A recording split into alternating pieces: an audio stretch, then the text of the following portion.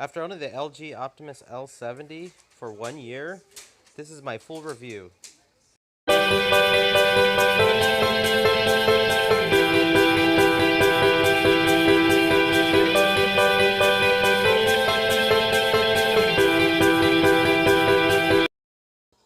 Alright, let's just jump straight into the design of the LG Optimus L70 here.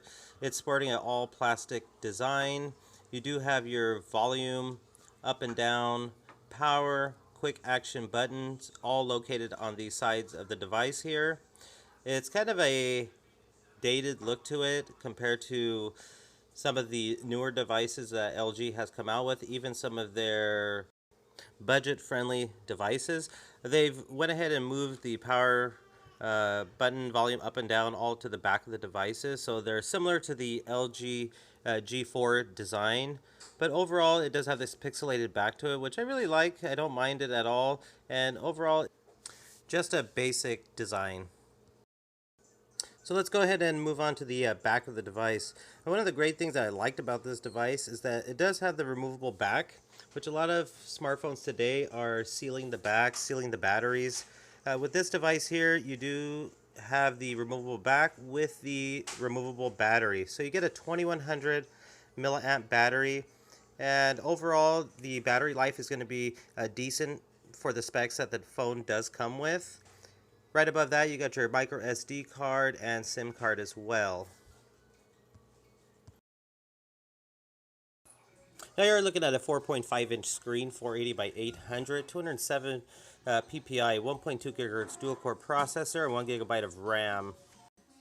Now let's go ahead and jump into settings here. You got a variety of settings to choose from, which I really like about this device.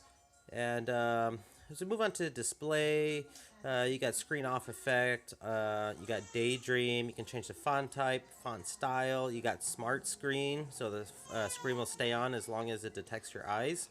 And one of the major issues I had with this device over the past year is the internal storage. Now you get 4 gigabytes of built-in storage.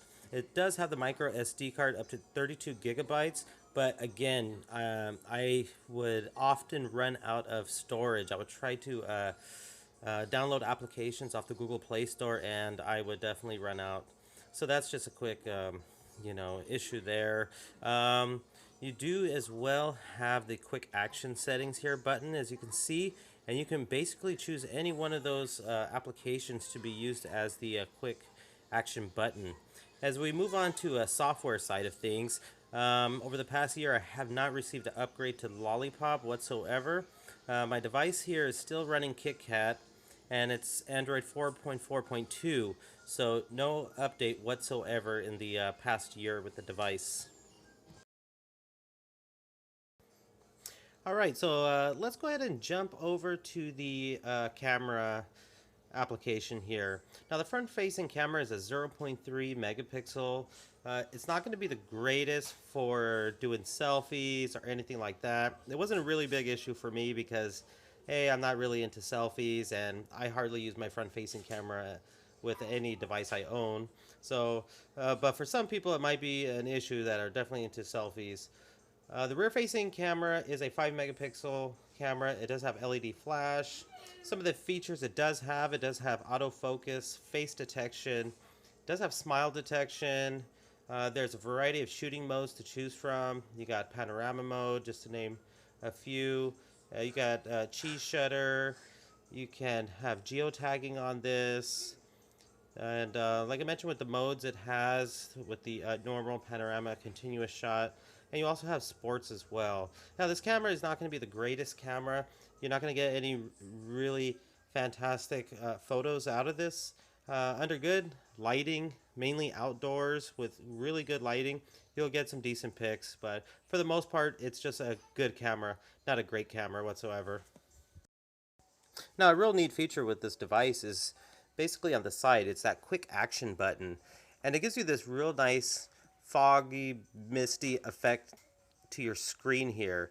So every time I would press it, I would get this effect to my screen, and it's great for jotting down notes, drawing.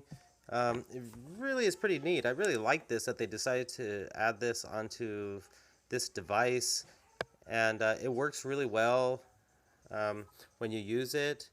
Just one of the great features that is offered on this, you can kind of change the background too to it, and it works really well. I mean, it definitely functions just how it's supposed to function. Now let's go ahead and jump to gaming on this device here. Now the biggest problem you're going to have, and the problem that I had with this, is the internal storage of the phone. You're going to get messages like that, not enough external storage. So if you're into some graphic intense games, this is definitely not going to be the phone for you. Even with the micro SD card, you will be able to transfer some files over, some applications, store some photos on that, music on the micro SD card.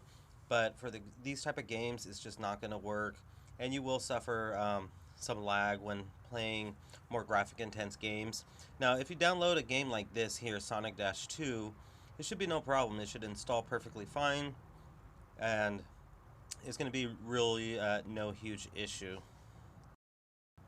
Now, after about a year of having the LG Optimus L70, I gotta say, it's a good little device. This device is definitely not going to be for everybody. If you're into those graphic intense games, if you want a camera with your phone that just takes spectacular photos, this is not going to be the phone for you. But if you're looking for a phone that does all basic functions and the price is right up to par with the function of the phone, then this is going to be the phone for you.